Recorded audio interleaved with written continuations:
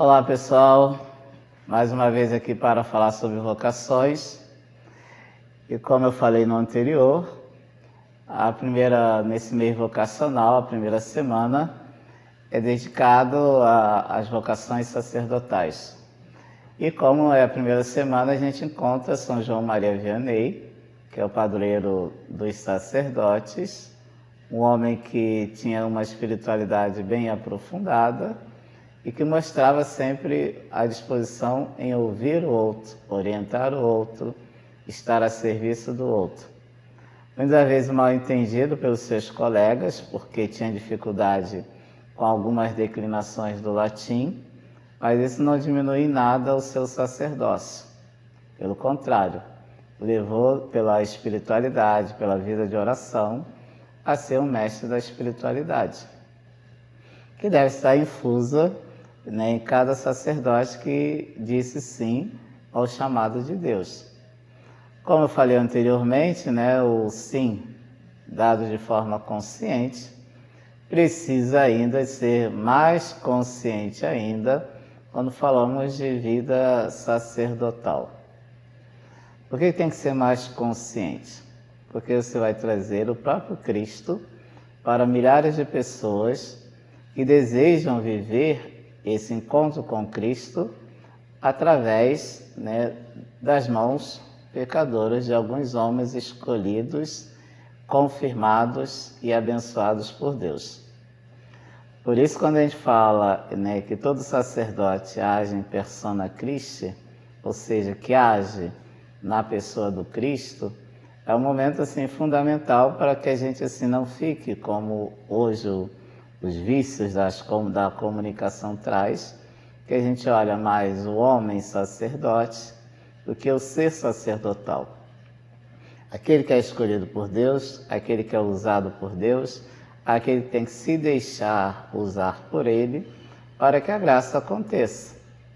Somos homens pecadores e não é porque você disse sim, quero ser padre, que você vai virar santo de um dia para o outro.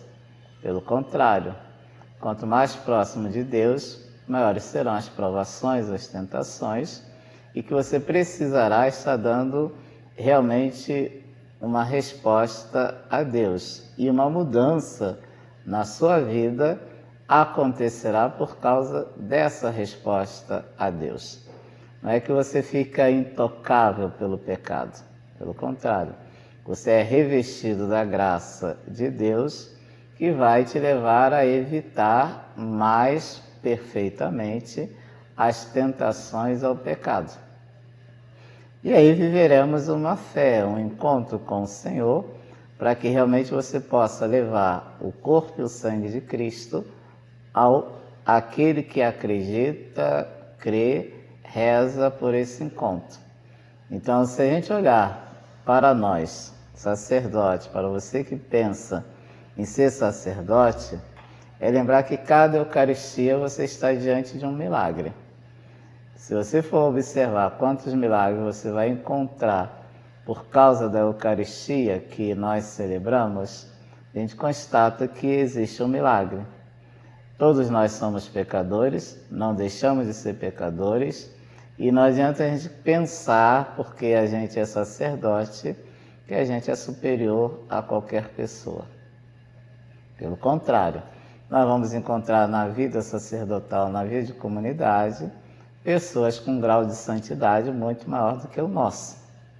Precisamos ter a humildade de não deixar a opção sacerdotal subir a cabeça e achar que nós estamos igual a Deus ou superior a Ele.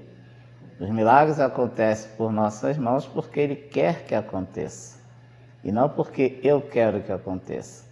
Então a vontade de Deus é sempre mais o quê?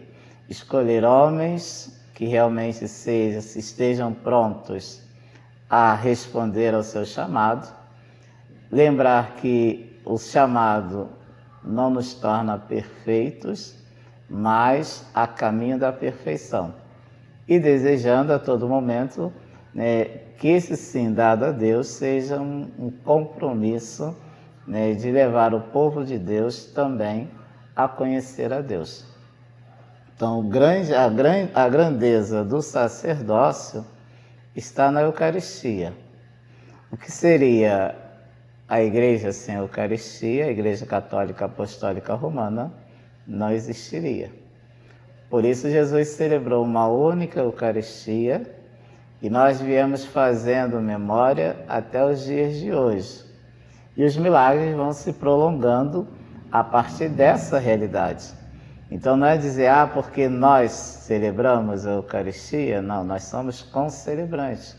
O Cristo continua celebrando por causa da invocação do Espírito Santo. A transubstanciação é o milagre maior. E nesse milagre maior, nós somos os primeiros detentores da graça, porque somos os primeiros a tocar no Cristo após a consagração. Somos, às vezes, os únicos a beber do sangue do Cristo e assim por diante. E aí vem a partir desse milagre na nossa vida, que eu considero um grande milagre, vem todas as outras realidades de uma vocação sacerdotal. O perdão dos pecados, as bênçãos que são dadas, as orientações que são dadas. Então, todo o povo que vai confiando em nossas palavras, em nossas ações, e talvez a grande atenção que precisamos ter é não decepcionar a Deus por primeiro, e muito menos aqueles que Ele confiou a nossa responsabilidade, que a gente chama, como o direito fala, uma parcela do povo de Deus, que é uma parcela pequena, mas um sacerdote que não dá um bom testemunho, essa parcela recebe um grande estrago na sua vida. Então, o ser sacerdotal tem que ser fiel a si próprio e a Deus por primeiro.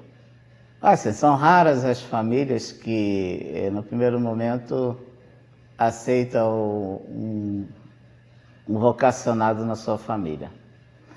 Então, assim, o primeiro desafio é fazer com que a família aceite. Porque nós temos assim, isso é no modo geral, né? Os pais, os avós, os tios fazem um planejamento vocacional de que, eu quero ser avô, eu quero ser avó. Então fazem a opção por primeiro para os filhos, sem conversar com os filhos.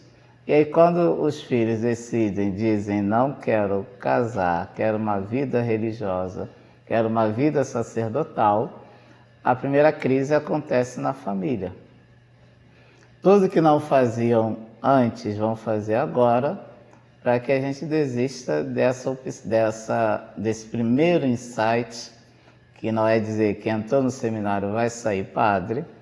E aí no primeiro insight já começa o quê? As primeiras dificuldades. Com o tempo, com a perseverança e com a firmeza, aí depois passam a ser os primeiros apoiadores. Então, a princípio a gente não pode esperar, né, a oração dos familiares, de alguns familiares. Existe circunstância que existe o apoio e aí a gente agradece. Mas no primeiro momento é sempre essa dificuldade acontece por primeiro. Então isso é natural. Natural porque numa educação que a gente tem, os pais querem direcionar a vocação dos filhos, tanto profissional, quanto a vida religiosa, quanto a vida social. Então existe assim, a vocação é também uma opção social. Por isso implica a vida familiar. Então, assim, primeiro é você perseverar e dar tempo ao tempo. Então, a gente tem vários casos que a família só foi dar o apoio quando chegou a ordenação diaconal. Em alguns casos, alguns até desistiram porque não conseguiram suportar a pressão da família. E acontece o inverso também, quando a família faz assim, vou educar meu filho, minha filha para a vida religiosa, há um desastre também. Geralmente, os filhos não chegam à vida sacerdotal nem religiosa, porque não era uma vocação interna, uma vocação externa. Então, a vocação tem que ser adiente, ou seja, ad extra, de dentro para fora, para que realmente a gente possa viver realmente aquilo que a gente faz a nossa opção. A questão toda assim, é uma vocação espinhosa, que traz assim, muitas dificuldades, e a gente tem que ter assim, o que a gente chama de sublimação, sublimar, que são as dificuldades que se absorvem, a gente não se deixar abater. Aí vem o apoio espiritual, que muitas vezes as comunidades querem que não falte sacerdotes, mas não querem rezar pelos sacerdotes. E rezar pelos sacerdotes não quer dizer que seja aquele sacerdote que a gente imaginou, que a gente quer. É o sacerdote que Deus vai nos confiar. Então, a comunidade completa a vida sacerdotal e o sacerdote vai completar a comunidade com seu testemunho sacerdotal. Por isso a palavra obrigação de rezar. A gente teria assim, um dever moral de rezar pelos sacerdotes, seja aquele que é bom, seja aquele que é ruim. Se é aquele que é bom, que persevere na bondade. Aquele que não é bom, que ele possa realmente encontrar o caminho do verdadeiro sacerdócio e se coloque realmente a serviço de Deus junto àquela comunidade. Que aí seria um complemento. E aí assim, não existe sacerdote bom ou ruim. Existe sacerdote e comunidade que vão se entendendo para fazer a graça de Deus acontecer.